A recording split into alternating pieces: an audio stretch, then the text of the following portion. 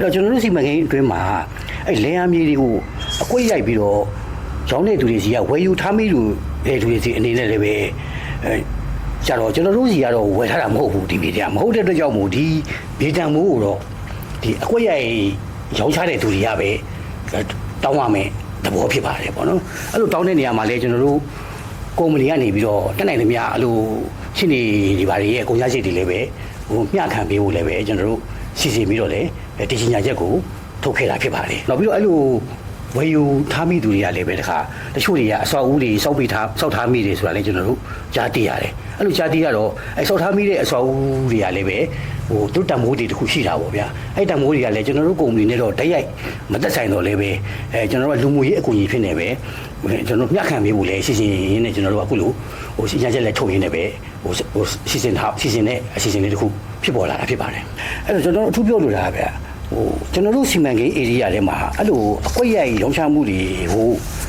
ရောင်းချမှုတွေအဲ့လိုဖြစ်ပေါ်လာမှုတွေကိုတက်ဆိုင်ရာတာဝန်ရှိသူတွေကနေပြီးတော့ပေါ့နော်ဟောခရန်နေချပေးမယ်ဖယ်စရာမလိုတော့ဘူးဆိုရင်လည်းကျွန်တော်တို့မှာကောက်ခွင့်မရှိပါဘူးနော်ကျွန်တော်တို့အနေနဲ့တော့စနစ်တကျမြို့ပြဖွံ့ဖြိုးစီမံကိန်းတစ်ခုဖြစ်ဖို့ကျွန်တော်တို့ကဒီဟိုနိုင်ငံတကာပညာရှင်တွေပြည်တွင်းပညာရှင်တွေကျွမ်းကျင်သူတွေနဲ့ငွေရှိမြောက်များစွာတုံးပြီးတော့ကျွန်တော်တို့တော်တော်လေးကိုရိုးရိုးစစားဆောင်ရွက်နေတာလေဖြစ်ပါတယ်အဲ့လိုဆောင်ရွက်တဲ့နေရာမှာဟိုဆောင်ရွက်ခွင့်တွေရဖို့လည်းကျွန်တော်တို့အများကြီးစူးစမ်းခဲ့ရပါတယ်အဲ့တော့ကျွန်တော်ဟိုရိုးရိုးရှင်းရှင်းပဲကျွန်တော်ပြောရရင်ဗျာကျွန်တော်တို့ကဥပဒေလို့ပြောလို့ရှိရင်လည်းလင်းချက်ကန်းတော်ပါတယ်အဲ့တော့ကျွန်တော်တို့ကတော့စီမံကိန်းကိုကျွန်တော်တို့အဓိကကျင့်ဝတ်နေပဲကျွန်တော်တို့ကျင့်ဝတ်ကိုအဓိကထားပြီးကျွန်တော်တို့အကောင့်နဲ့ဖော်တယ်အကောင့်နဲ့ဖော်တဲ့နေရာမှာကျွန်တော်တို့ကဟိုမျှတတယ်ဆိုရင်ကျွန်တော်တို့ဘယ်အရာမှကျွန်တော်လက်ခံမှုအသိရှိပါတယ်အဲ့လိုရှိတယ်နောက်တစ်ခုကကျွန်တော်တို့ဒီနေရာမှာကျွန်တော်တို့ဟိုလူချင်းလဲလူသားချင်းနဲ့တူတူဖြစ်ကြတဲ့အခါမှာခန်းစားချက်တွေလည်းကျွန်တော်တို့ဟိုတဝူတိုးရဲ့တူခန်းစားချက်တွေကျွန်တော်နားလဲပါတယ်အဲ့တော့ကျွန်တော်တို့ကုမ္ပဏီကတော့အဓိကအားဖြင့်ကျင့်ဝတ်ကိုအလေးနဲ့ထားတယ်ကျင့်ဝတ်နဲ့ဒီစီမံကိန်းကိုအကောင့်နဲ့ဖော်ပါတယ်နောက်ပြီးတော့မျှတတဲ့ကိစ္စဆိုလို့ရှိရင်ကျွန်တော်တို့ကဘယ်ရမဆိုကျွန်တော်တို့ရဲ့စီမံကိန်း area နယ်နိမိတ်ကိုတော့2016ခုနှစ်ကလေးကကျွန်တော်တို့စတင်ပြီးတော့ကြီးညာခဲ့တာဖြစ်ပါတယ်နောက်2016ခုနှစ်တည်းကစတင်ကြီးညာပြီးတဲ့အပြင်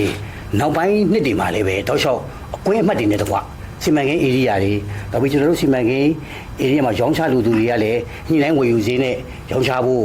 နောက်မရောင်းချတဲ့သူတွေကလည်းပဲကျွန်တော်တို့ဒီမျိုးမြေစလေးနဲ့လဲလှယ်ဖို့ဆိုပြီးတော့လေတောက်လျှောက်သတင်းစာတွေကနေပြီးတော့အချင်းချင်းကြီးညာခဲ့တယ်စုစုပေါင်းဆိုလို့ရှိရင်ကျွန်တော်တို့9ချိန်ပေါ့9ချိန်ကြီးညာခဲ့တယ်9ချိန်ညာပါလေဟိုတစ်ချိန်ဆို3ခါစီကျွန်တော်တို့ကြီးညာခဲ့တာတွေရှိပါတယ်တောက်လျှောက်ကြီးညာခဲ့တာဖြစ်ပါတယ်အခုမှပါလေမြေ area တော့မဟုတ်ဘူးအရင်မူလ master plan မှာလည်းဟာဒီတောက်လျှောက်ခရီးဟာကြီးညာခဲ့တယ်ဟာဖြစ်ပါတယ်ပေါ့နော်